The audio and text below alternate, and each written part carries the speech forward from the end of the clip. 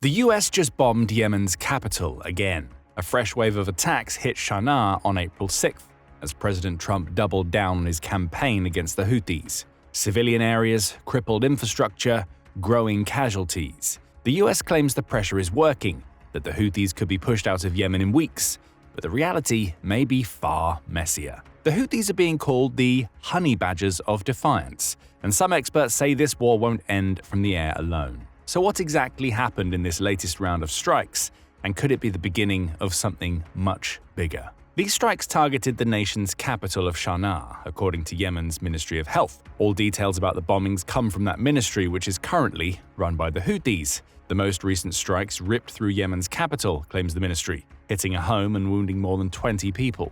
Among the casualties were 4 women and children, according to the Houthis. Elsewhere in Yemen, US warplanes targeted several other districts, including Al-Jabal al-Aswad, which is in the Bani Matar district of West Sana'a. The Houthis offered no details of any casualties sustained in those strikes. However, they did say that the US killed 2 people with its bombs overnight in Sha'adar, which is a Houthi stronghold and among the first cities the militant group took when it began its campaign to take over Yemen.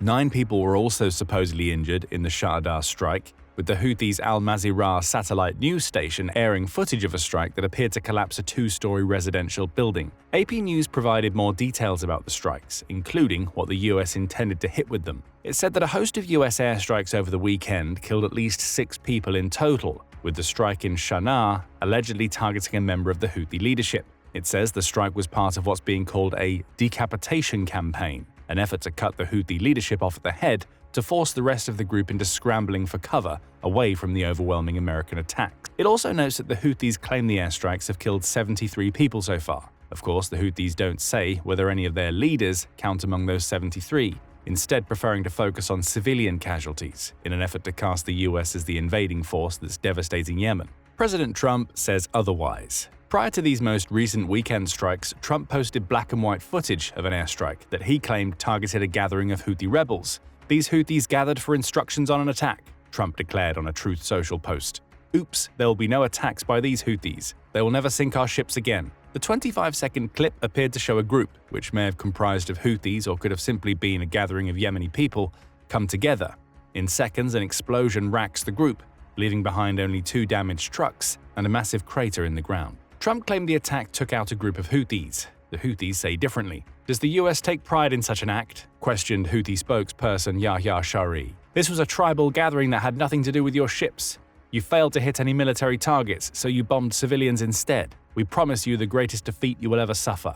Therein lies the general story of the US airstrikes against the Houthis, which the US have conducted daily since March 15th. On the one hand, Trump and his administration claim that the strikes target Houthis and their leaders, with 200 strikes pelting the country over the last 3 weeks. For instance, the strike Trump lauded on social media is claimed to have killed 70 Houthi leaders, including experts from the Iranian Revolutionary Guard, which is a paramilitary group supporting the Houthis. Those claims come from the information minister for Yemen's exiled government, Moammar el-Eriani, though AP News says the minister offered no evidence to back his claims. On the other hand, the Houthis claim that the US is failing to hit any of its leaders, with the airstrike instead causing death and destruction among Yemen's civilian population. The truth likely lies somewhere in the middle. What we know for sure is that the US isn't going to stop and that it's likely causing severe damage to Houthi infrastructure. That's according to Mohammed al-Basha, who's part of the Basha Report risk advisory firm and an expert on Yemen. The strikes have expanded significantly, al-Basha told AP News, hitting multiple governorates simultaneously alongside telecommunications infrastructure,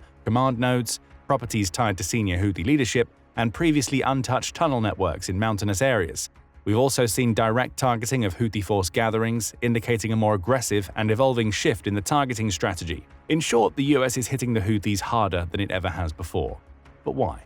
It all comes down to the Red Sea. In October 2023, Hamas launched a devastating terrorist attack on Israel. The attack involved 3,000 Hamas militants who flooded Israel's southern borders and killed around 1,200 people, abducted several hundred more and injured thousands. Of those injured, 630 suffered from gunshot wounds, explosion-related injuries, and what the Annals of Surgery Open calls multiple injury mechanisms. A massive 431 injured Israelis were forced into surgery because of the attacks, with 240 needing surgery within 12 hours lest their injuries claim their lives. Israel responded furiously, It launched a war against Hamas in Gaza that has raged from October 2023 to the present day, with only a brief pause for a ceasefire in early 2025. The Houthis come in because the group is part of a network of Iranian proxies, along with Hamas and Hezbollah. When Israel started attacking Gaza, the Houthis began conducting strikes against commercial vessels in the Red Sea in response. Their goal? Disrupt global shipping. Around 12% of global trade passes through the Red Sea, including 30% of the world's container traffic.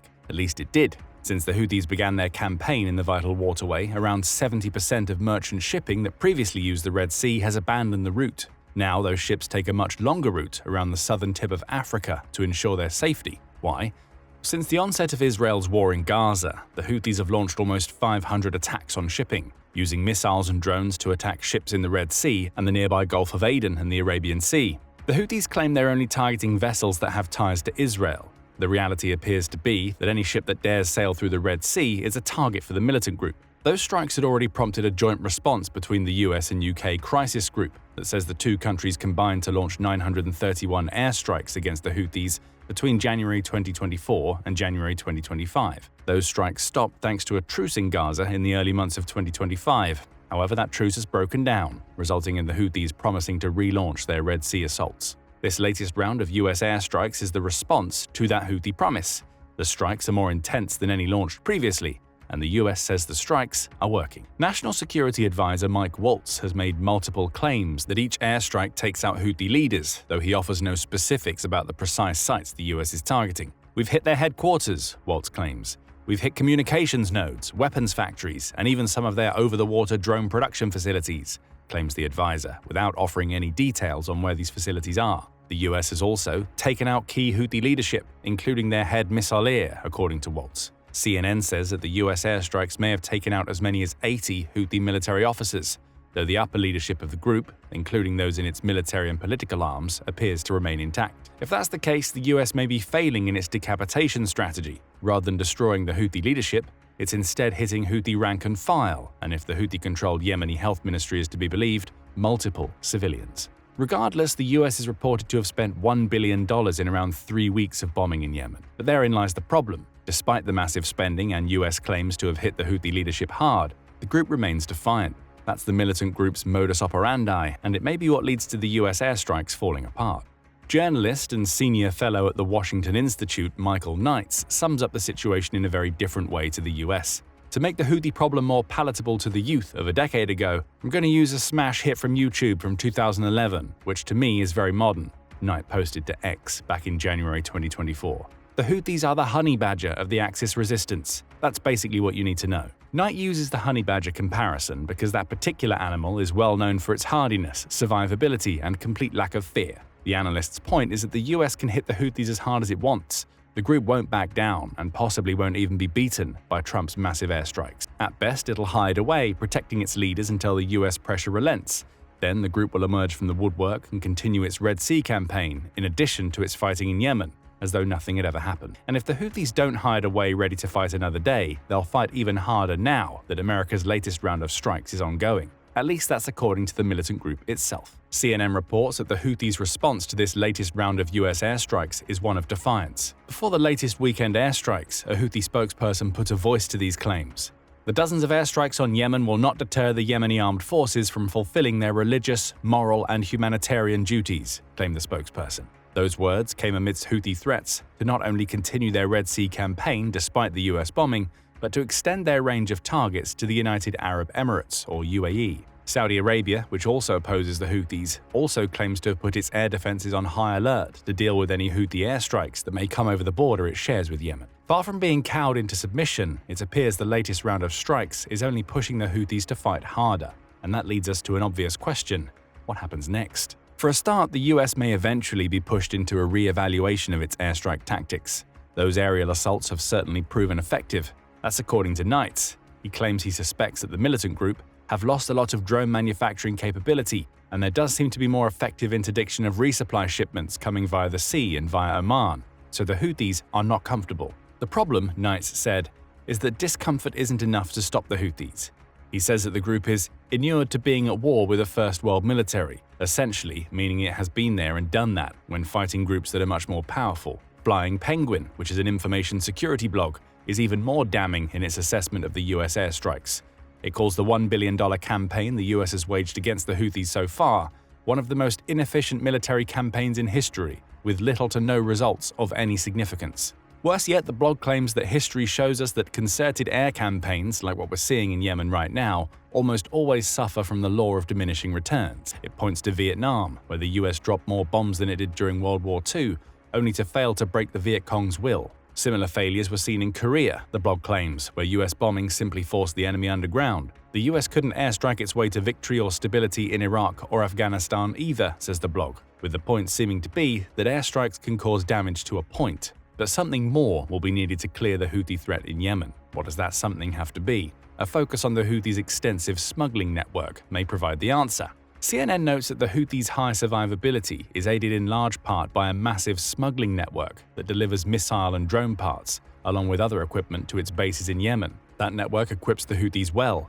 Even before it began launching its Red Sea attacks, the group launched around 430 rockets and 851 drones against targets in Saudi Arabia, according to Foreign Policy. The Houthis aren't building most of these munitions themselves. Instead, they're receiving them from backers, mainly Iran, that have allowed them to stockpile extensive munitions. On top of that, Maritime Executive says that the group was on track to generate $2 billion from its shakedowns of Red Sea cargo vessels by the end of 2024, meaning this tribal militant group is far from poor. The US airstrikes have impacted the Houthis' smuggling, as Knights claims. However, the US may have to do more. It may have to start targeting the shipping that smuggles equipment into Yemen to truly decapitate the group. There's a problem with that different approach. The US may not have the intelligence it needs to follow through. That's according to Ahmed Nagy, who's a senior analyst at the International Crisis Group. Nagy tells CNN that the Houthis' opaque leadership and internal structure have created persistent gaps in intelligence. In other words, the US may not actually know who the Houthi leaders are,